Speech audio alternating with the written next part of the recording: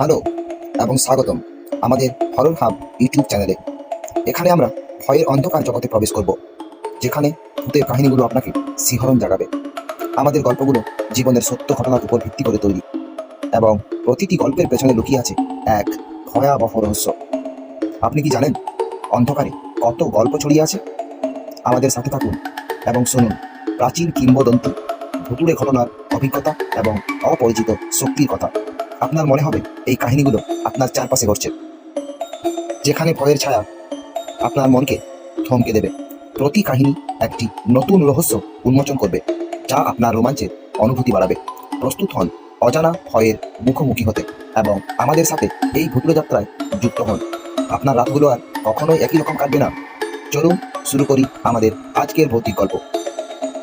can see you from behind. You can অফিসে ছুটি দরখাস্ত খানা জমা দিয়ে কাজ শেষ করে বেরোতে বেরোতে দুপুর 2টো বেজে গেল সমরেশবাবুর। এখন তাকে গয়না দোকান থেকে গয়না নিয়ে যেতে হবে হাওড়া স্টেশন থেকে ট্রেন ধরে, প্রায় 3 ঘন্টা। সমরেশবাবুর বন্ধু অজিত বিশ্বাসের বাড়িতে। কাল অজিত বিশ্বাসের মেয়ে সোনা মনির বিয়ে। সমরেশ সান্যাল বয়স 32 হলেও তিনি বিয়ে করেননি। একা মানুষ, একটা বেসরকারি অফিসে কাজ করে। যা মাইনে পান তাতে ওর একার দিব্যি চলে যায়। তাছাড়া কোনো পিছুটান নেই, একাই দিব্যি আছেন। অজিতবাবু তার মেয়ের বিয়ের জন্য কলকাতায় কিছু গয়না বানাতে দেন। সমরেশবাবু সেগুলোই নিয়ে যাবেন আজ। দোকান থেকে গয়না নিয়ে সমরেশবাবু যখন হাওড়া স্টেশনে পৌঁছালেন তখন বাজে 5:20। 6টার সময় একটা লোকাল আছে, সেটারই একটা টিকিট কেটে সমরেশবাবু স্টেশনে বসে পড়লেন। অজিতবাবু বারবার বলেছেন, দেখ সমরেশ, আমার মেয়ের বিয়ে, আমায় একা হাতেই সব দিক সামলাতে হচ্ছে। তুই এলে আমি একটু ভরসা পাই, কিন্তু কাজ শেষ হতে হতে যে এত দেরি হয়ে যাবে সেটা সমরেশবাবু বুঝতে পারেনি। কি আর করা, 6টার সময় ট্রেন এসে গেল। সমরেশবাবু উঠে পড়লেন। ট্রেন যখন গন্তব্যস্থলে গিয়ে পৌঁছালো, প্ল্যাটফর্মে নেমে সমরেশবাবু হাতের ঘড়িটার দিকে চাইলেন। 9টা বেজে গেছে। এখন তো আর কোনো গরুর গাড়ি বা গাড়ি ভ্যান রিক্সা কিছুই পাওয়া যাবে না। অজিত বলেছিল স্টেশন থেকে ওদের গ্রাম গনপুর যেতে রিক্সায় বা গরুর গাড়িতে লাগে 1.5 ঘন্টার মতো। অতটা পথ হেঁটে যেতে তো অনেক সময় লাগবে। তারপর এতগুলো গয়না আছে তার কাছে। স্টেশন লাগোয়া একটা গুমঠি মতো ছোট্ট চায়ের দোকানে টিম করে একটা লণ্ঠন জ্বলছে। সেই দোকানে গিয়ে 1 প্যাকেট সিগারেট আর একটি দেশলাই কিনে তার একটি ধরিয়ে তিনি ভাবতে লাগলেন এবার কি করবেন। দোকানদার তাকে জিজ্ঞেস করল, साहब आपको जाना कहाँ है? गौनपुर जाबो। कानपुर? इतना रात में तो गाड़ी नहीं मिलेगा, और इतना दूर पैदल भी जावा मुश्किल होता है। हालांकि एक और रोड है, उधर में सालगुड़ी का जंगल मिलेगा। इतना रात में उधर जावा ठीक होगा? সারা দিন খাটাখাটানির পর স্টেশনে বসে রাত কাটানোর ইচ্ছে হলো না সমরেশ সান্যালের। তার উপর রাত্রে ঘুমটা ঠিক না হলে কালকের বিয়ে বাড়িটাই মাটি হয়ে যাবে যে। 40 মিনিটের পর একটু জোরে হাঁটলেই পৌঁছে যাবেন। সিগারেটের টাকা মিটিয়ে দিয়ে দোকানদারকে ধন্যবাদ জানিয়ে বেরিয়ে আসছিলেন তিনি। दुकानदार बोल, अच्छा साहब, आप उस रास्ता से ही जाएंगे क्या? হ্যাঁ, তাছাড়া আর উপায় কি, একটু জোরে হাঁটলেই পৌঁছে যাব দাদা। नहीं भैया, आज रात आप यहीं स्टेशन में ही रुक जाइए। कल सुबह सुबह चले जाना उस जंगल में কি ভূত? ওসব ভূতে টুটে আমি ভয় পাই না। জঙ্গলে বাঘ সিংহ নেই তো, তাহলেই হবে। এই বলে তিনি বাঁ হাতে ধুতির কোচা আর ডান হাতে গয়নার ব্যাগটা নিয়ে দোকান থেকে বেরিয়ে যাত্রা শুরু করলেন। জ্যোৎস্না রাত্রে সবকিছু বেশ ভালোই দেখা যাচ্ছে। কিছু দূর যাওয়ার পর জঙ্গলটা চোখে পড়ল। বিশাল বড় বড় শাল গাছের ঘন জঙ্গল। জঙ্গলটা ডান দিকে বাঁ দিকে কত দূর বিস্তীর্ণ হয়ে আছে সেটা ঠিক ঠাউর করতে পারলেন না তিনি। দুপাশে জঙ্গল আর মাঝখানে মাথার স্থিতির মতো সরু একখানি পথ। সমরেশবাবু আসছেন জানলে অজিত স্টেশনে হয়তো একটা লোক পাঠিয়ে দিত, কিন্তু তাকে জানানো হয়নি। সমরেশবাবু ভেবেছিলেন এত কাজে অজিতকে আর বিব্রত না করে নিজেই চলে যাবেন, কিন্তু এত রাত হয়ে যাবে সেটা ভাবেননি। কি আর করা, যা থাকে কপালে, এই বলে হাঁটা শুরু করবেন। এমন সময় একটা ঢ্যাঙ্গা মতো রোগা কালো একটা লোক, বয়স আন্দাজ 25-26 হবে, পরনে একটা গেঞ্জি আর একটা বারোমুন্ডা, পায়ে জুতো নেই, হঠাৎ কোথা থেকে এসে বলল, বাবু আপনি কোথায় যাবেন? কে তুমি? কোথা থেকে এলে? আমি যাব গনপুর। আরে বাবু আমিও তো ওই দিকে যাচ্ছি। ভালোই হলো, দুজন মিলে গল্প করতে করতে যাওয়াই হবে। সমরেশবাবু মনে মনে একটু খুশি হলেন। যাকগে, একটা সঙ্গীত পাওয়া গেল। এতটা পথ আর একা যেতে হবে না। সরু মোরাম পথটা ধরে দুজন মিলে হাঁটতে লাগলো। সমরেশবাবু জিজ্ঞেস করলেন, তা তোমার নাম কি? কোথায় গেছিলে? বাবু আমার নাম শ্রীকান্ত। বিকেলে একটু বাজারের দিকে গেছিলাম, ফিরতে রাত হয়ে গেল। সমরেশবাবু ছেলেটার দিকে একবার তাকালেন। বাজারে গেছিল, কিন্তু হাতে কোনো ব্যাগ নেই। তা মরুককে যাক, অত ভেবে কাজ নেই।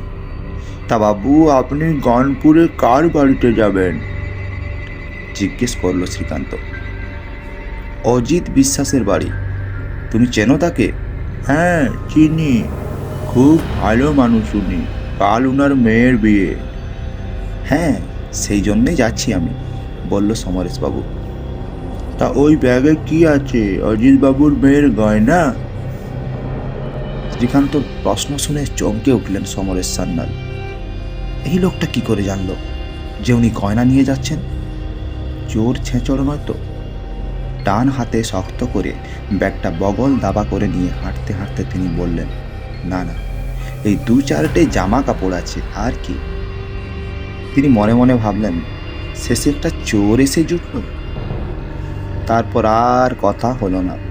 মোটামুটি এইভাবে আরও 10 মিনিট হাঁটার পর সমরেশবাবুর মনে হলো সামনে 2-4 জন লোক দাঁড়িয়ে নিজেদের মধ্যে কথা বলছে। মনে একটু বল পেলেন তিনি। একটু জোরে পা চালিয়ে তিনি লোকগুলোর কাছে পৌঁছালেন। অদ্ভুত ব্যাপার, সেই শ্রীকান্ত বলে লোকটা কই? সমরেশবাবু মনে মনে ভাবলেন, সে বেটা নিশ্চয়ই চোর। এই লোকগুলোকে দেখে পালিয়েছে। ভালোই হয়েছে, খুব বাঁচান বেঁচে গেছেন উনি। সমরেশবাবু সামনের লোকগুলোকে জিজ্ঞাসা করলেন, আচ্ছা দাদা, গনপুর আর কত দূর? লোকগুলোর মধ্যে একজন বলে উঠল, বলছি। এই বলে সে সমরেশবাবুর কাঁধে একটা হাত রাখল। ঠিক এমন সময় কেউ কিছু বোঝার আগেই হঠাৎ কোথা থেকে সেই ঢ্যাঙ্গা লোকটা ধাঁ করে এসে সমরেশবাবুর হাত থেকে ব্যাগটা কেড়ে নিয়ে দৌড় দিল। সমরেশবাবু একটু হতবুদ্ধির মতো দাঁড়িয়ে থেকে লোকটার পিছনে চোর চোর বলে দৌড়াতে শুরু করলেন। পিছনের লোকগুলো দাঁড়িয়েই থেকে গেল।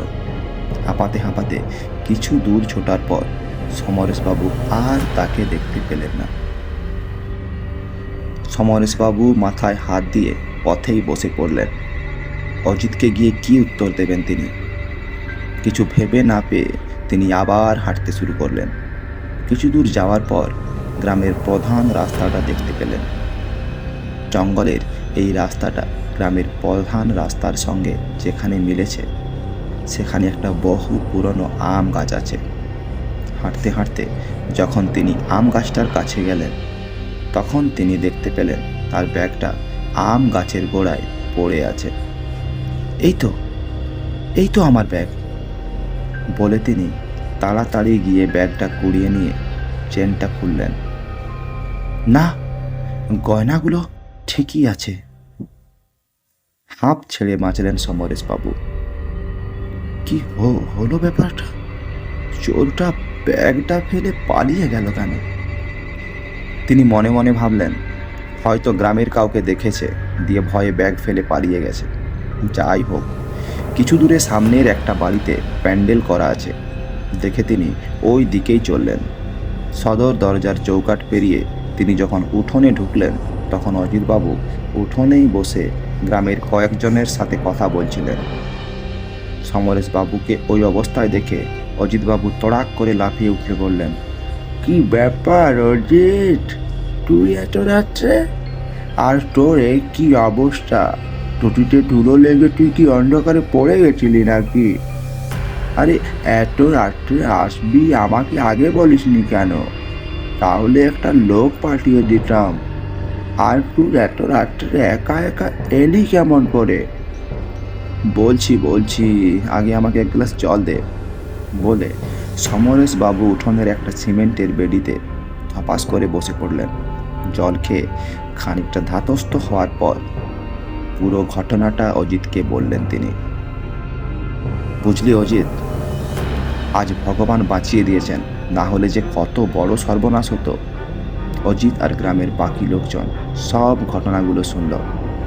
অজিতবাবু সমরেশবাবুকে জিজ্ঞেস করলেন, হ্যাঁ রে সমরেশ, তুই যে ছেলেটার কথা বললি ওর নামটা কি জিজ্ঞেস করেছিলি? হ্যাঁ, আস্তে আস্তে তো কথা হয়েছে। ওর নাম বলেছিল শ্রীকান্ত। শ্রীকান্ত? সবাই অবাক দৃষ্টিতে ওর মুখ চাওয়াচাওয়ি করতে লাগলো। অজিতবাবু বলল, তোর ভাগ্যটা খুব ভালো রে সমরেশ, তাই তুই বেঁচে ফিরতে পেরেছিস। সমরেশবাবু অবাক হয়ে গেলেন। তার মানে? আমি তো কিছুই বুঝতে পারছি না। হ্যাঁ বলছি, শোন, তুই যাকে চোর ভেবেছিলি, মানে সেই শ্রীকান্ত, আসলে চোর নয়। ওই তোকে আর বাঁচিয়ে ফিরিয়ে দিয়েছে। সমরেশবাবু হতভম্ব হয়ে শুনতে লাগলেন।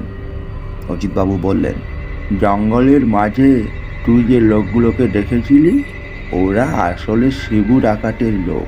না হলে এত রাত্রে কে জঙ্গলের মধ্যে দাঁড়িয়ে কথা বলবে?